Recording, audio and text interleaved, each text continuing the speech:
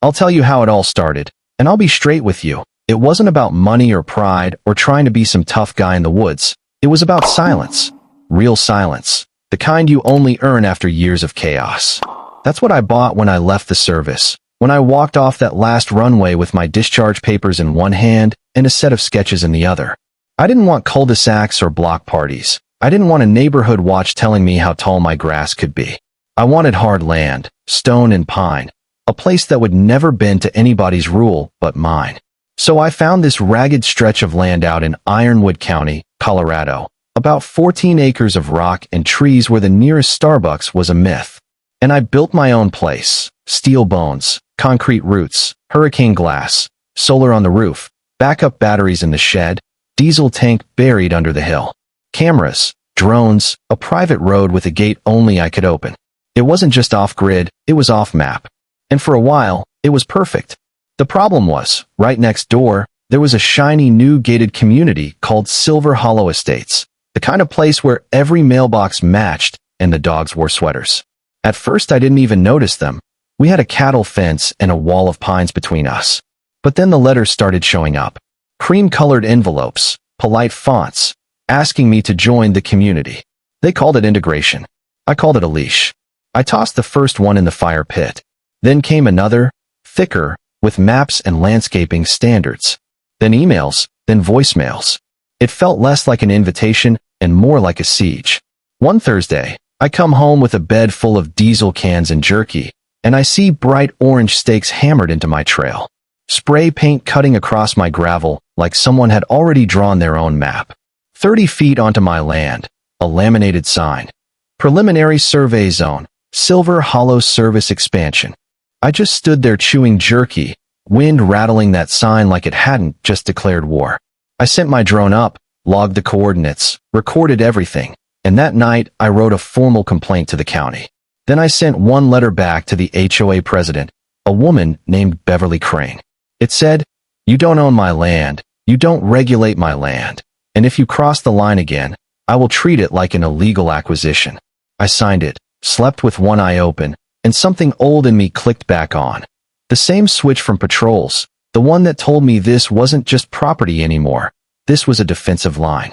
2 days later, a voicemail comes from some director of infrastructure, with that slick smile in your voice tone. Said the stakes were preliminary, nothing permanent, and that they'd love to have a conversation. I didn't call back. Silence, to people like that, means permission. So they came in person. A white pickup rolled up my road. 2 men in pressed polos with SH Estates Community Relations stitched on the chest. One carried a clipboard, the other had a body cam blinking red. They stood at my gate like they owned the place. Clipboard guy raised a hand like we were old friends. "Morning, Mr. Rayner," he said. "We'd just like to clarify some boundaries." I cut him off. "Start walking. Back to your truck." The camera guy didn't say a word, just filmed me like he expected a show. I tapped my dash mic so they knew I was recording too. "You're trespassing," I said through my truck window. 60 seconds to leave. Instead, Clipboard started pacing along my fence, peering through like he was hunting for something to use against me. Then he dropped the threat. If I wouldn't engage in dialogue, they'd escalate through environmental channels. Drainage violations, erosion codes, classic red tape warfare. That's when I knew. This wasn't a misunderstanding. This was pressure. So I made a call. Not to a lawyer.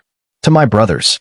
See, I served 20 years in the Corps, and 4 of them still lived within an hour's drive.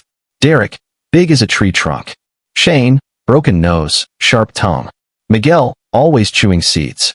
And Sam, the quiet one, the one people just stopped talking when he walked into a room. An hour later, their dented Tacoma rumbled down my trail like it had survived 3 wars. They got out, stood next to my truck, and stared at the HOA boys like they were unlit bombs. I leaned out and said, "Gentlemen, you're just in time for the Q&A portion of today's seminar." Derek cracked a grin. Shane flexed his knuckles. Clipboard tried to explain, stammering about service realignments. Shane cut him off. "Nope. You're trespassing and fishing for leverage." The body cam guy raised his phone again, and in one smooth motion Derek swatted it clean out of his hand, sent it skittering across the gravel. "That's assault," he shouted. "Nah," Derek said. "That's de-escalation." Miguel snatched the clipboard, flipped through, laughed. These memos. Fake. Look at this font. It's a word template. Sam didn't waste time with words. He twisted Body Cam's arm behind his back and pressed him to the hood of their shiny truck. Keep talking, he muttered to clipboard, and you'll be next. I finally stepped out, sun hot on my shoulders, and said, you still want that conversation? Because now you're talking to my legal team. Clipboard went pale. Shane called the sheriff, calm and official, spelling out every detail for dispatch. We had them cold. 15 minutes later, Sheriff Mallory rolled up, hat tipped low, stone-faced. He looked at me first, then at the scene. 4 Marines standing easy, 2 HOA clowns sweating bullets. He flipped through the fake papers, recognized a signature from a county officer who'd retired years ago, and just whistled.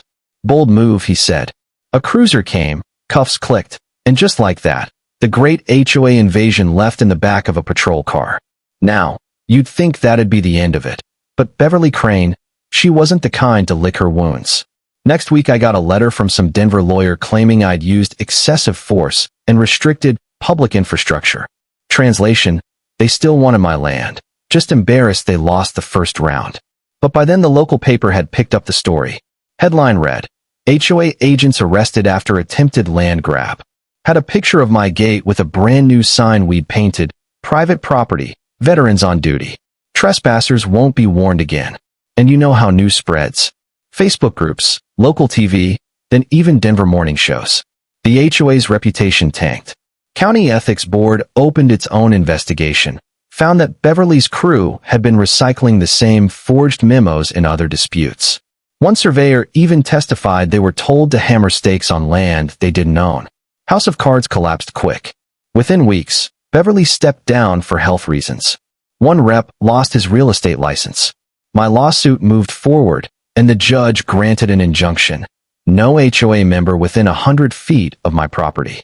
First time I saw Beverly in court, she sat there with pearl necklace and stiff smile, and the judge read out, attempted coercion via fraudulent representation. Her face froze, and the clip went viral. The funny part? A month later, an old man in flannel showed up at my fence with a box. Said his name was Doug, used to be on the board. Inside was a bottle of bourbon and a plaque that read, "Live and let live." We voted to dissolve the committee, he said. This never should have happened. I took the box, nodded, didn't say much. Sometimes silence is all a man deserves.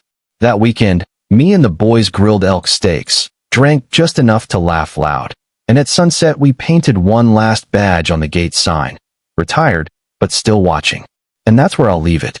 14 acres, quiet as ever, cameras always rolling, and a lesson burned deep.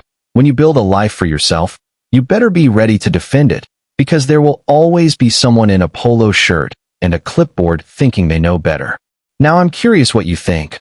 Was I right to fight back the way I did, or should I have played it civil and trusted the paperwork to sort it out?